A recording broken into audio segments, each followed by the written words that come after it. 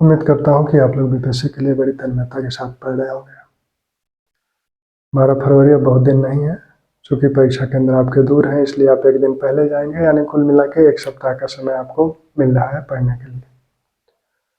उम्मीद करता हूँ कि बिहार स्पेशल आप एक बार पढ़ लिए होंगे, उसे 2 बार और पढ़ लीजिए।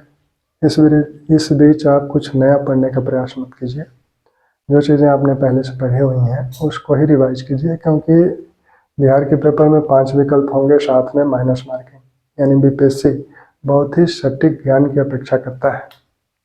और उसमें भी आपसे पहले ही पूछ चुका है कि आप किस प्रकार की माइनस मार्किंग को पसंद करते हैं, किसमें आप सहज महसूस करते हैं। परीक्षा कक्ष में जब आप रहें तो कुछ चीज़ों का ध्यान रखें। पेपर मिले तो पेपर मिलने के बाद क्या होता है कि हम देखते हैं कि पेपर सरल है, कठिन है या एवरेज है। अगर पेपर कठिन है तो हतोत्साहित ना हो, क्योंकि अन्य परीक्षार्थियों को भी वो कठिन लग रहा है। अगर आपने ईमानदारी से पढ़ाई की है तो पेपर कठिन होना आपके पक्ष में है। आपकी ईमानदारी से अध्ययन का पूर्ण प्रतिफल अब मिलने वाला है। ठीक, तो बहुत ही आराम से पेपर करें।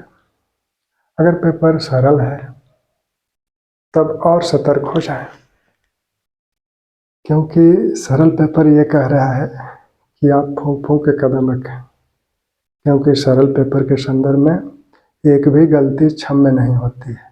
जिस प्रश्न को आप गलत कर रहे हैं उसे हजारों परीक्षार्थी सही से करेंगे, उसको आप कहाँ मेकअप करेंगे, कोई अवसर नहीं मिलने वाला है। इसलिए सरल पेपर है, बिल्कुल संभल के पेपर करें। अब होता क्या है कि हम किसी प्रश्न में बहुत गणित लगा देते हैं, तो एक गणित लगाने वाली जो आदत है उस पर थोड़ा सा कंट्रोल रखें। किस प्रश्न में कितना गणित लगाना है, किस प्रश्न में कितने गणित की डिमांड है, उस हिसाब से गणित लगाएं। ठीक, फिर तुक्का मारने के बाद ये हम क्या करते हैं कि अपने आराध्य को याद करते हैं। उस समय आराध्य याद आते हैं और आंख बंद करते हैं और कलम को ऐसे छोड़ देते हैं कि सही विकल्प पे वो कलम ले जाके रख दें। ऐसा आराध्य करने वाले नहीं हैं, क्योंकि आराध्य भी जानते हैं कि जब हम पढ़ने का समय दिए थे, मौका दिए थे, तब तो हम मोबाइल पे लगे थे, तो इस समय वो आपकी सहायता करने वाले नहीं हैं। कुछ लोग क्या करते हैं कि वो मार्कशीट पूरी नहीं भर पाते हैं, टाइम मैनेजमेंट की समस्या है। तो ऐसे लोग ये करें कि पेपर को 2 हिस्से में बांट लें। 70% समय को भी 70% और 30% में बांट लें, पेपर को भी 70% और 30% में बांट लें।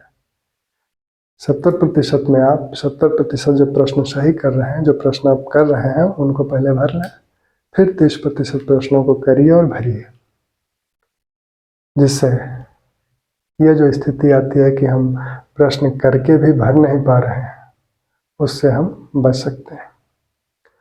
कुछ बिहार के संदर्भ में हम लोग बात कर लें, उत्पादन के संदर्भ में, वो विश्व और भारत दोनों संदर्भ में बात करें, विशेषकर खनिज पदार्थों की, जैसे सोना, चांदी, हीरा, लोहा, कोयला,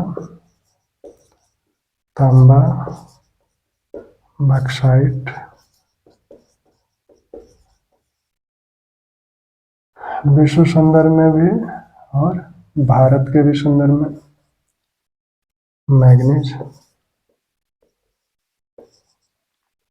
विश्व संदर्भ में अगर बात करें तो सोना सर्वाधिक चीन में उत्पादित होता है। पहले उत्पादन की बात करें, चांदी मैक्सिको, हीरा रूस, लोहा ऑस्ट्रेलिया, फिर चीन, कोयला चीन, फिर भारत, तांबा चिली, फिर पेरू, बॉक्साइट ऑस्ट्रेलिया, मैग्नीज दक्षिण अफ्रीका। भारत के संदर्भ में बात करें तो सोना सर्वाधिक कर्नाटक, चांदी सर्वाधिक राजस्थान में उत्पादित होता है, हीरा सर्वाधिक मध्य प्रदेश। सिर्फ एक ही खान है मध्य प्रदेश से ही इस समय वर्तमान में उत्पादित हो रहा है, तो मध्य प्रदेश की पन्ना खान। लोहा सर्वाधिक उड़ीसा, फिर छत्तीसगढ़। कोयला छत्तीसगढ़, उड़ीसा, फिर झारखंड। तांबा मध्य प्रदेश, बॉक्साइट उड़ीसा, फिर झारखंड। मैग्नीज मध्य प्रदेश। ठीक, तो ये तो रही उत्पादन की बात। अब कभी कभी भंडारण भी पूछा जाता है, सर्वाधिक भंडारण कहाँ है। सोना का सर्वाधिक भंडारण ऑस्ट्रेलिया,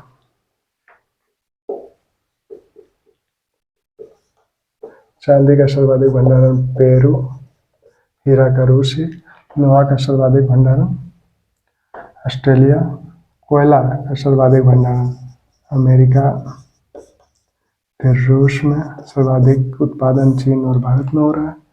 तांबा का सर्वाधिक भंडारण भी चिली में ही है। बॉक्साइट का सर्वाधिक भंडारण गिनी में है, लेकिन उत्पादन सर्वाधिक ऑस्ट्रेलिया में हो रहा है। भारत के संदर्भ में देखें तो सोना का सर्वाधिक भंडारण भी कर्नाटक में, राजस्थान में सर्वाधिक चांदी का भंडारण। हीरा एक ही खान मध्य प्रदेश की पन्ना खान से निकाला जा रहा है। भंडारण के क्रम में देखें तो मध्य प्रदेश पहला है, फिर आंध्र प्रदेश है। लोहा सर्वाधिक भंडारण कर्नाटक, फिर उड़ीसा।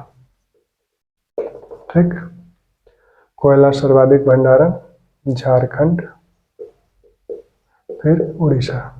कोयले का सर्वाधिक भंडारण झारखंड, लेकिन सर्वाधिक उत्पादन छत्तीसगढ़ में। तांबा का सर्वाधिक भंडारण राजस्थान, लेकिन सर्वाधिक उत्पादन मध्य प्रदेश में। बॉक्साइट का सर्वाधिक भंडारण उड़ीसा में ही है। उड़ीसा और आंध्र प्रदेश में। उत्पादन सर्वाधिक उड़ीसा और झारखंड में हो रहा है। मैग्नीज उड़ीसा और उत्पादन सर्वाधिक मध्य प्रदेश। अब इसके साथ कच्चा तेल और प्राकृतिक गैस का भी भंडारण और उत्पादन बार बार पूछा जाता है, तो वो एक से अधिक क्रम में पूछा जाता है, तो उसकी हम लोग बात भी एक से अधिक क्रम में करेंगे। कच्चा तेल, भंडारण, उत्पादन। भंडारण में सर्वाधिक वेनेजुएला, फिर सऊदी अरब, फिर कनाडा, फिर ईरान, फिर इराक। उत्पादन में अमेरिका, फिर सऊदी अरब, फिर रूस। वैसे प्राकृतिक गैस, भंडारण सर्वाधिक रूस, ईरान,